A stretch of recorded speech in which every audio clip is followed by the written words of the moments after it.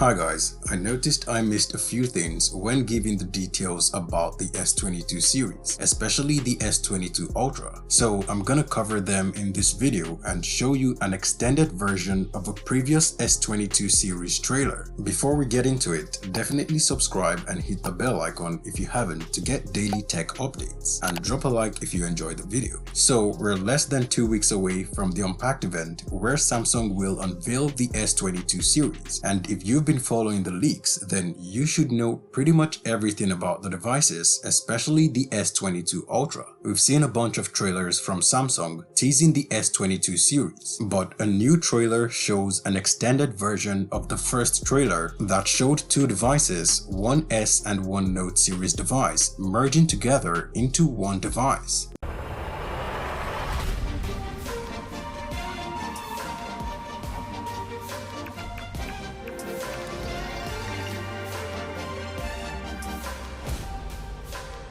The extension shows a handset with a really good low light photography, and the way Samsung is pushing this, we might have a new low light camera champ.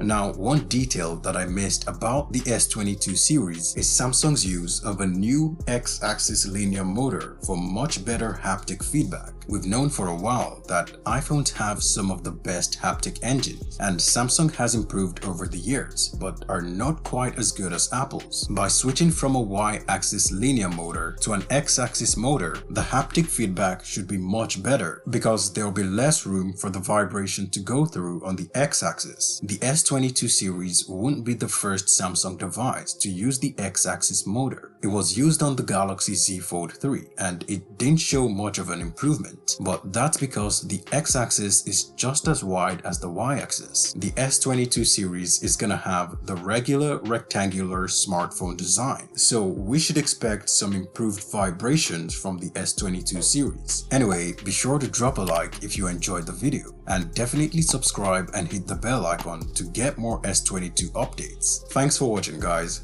see you in the next one.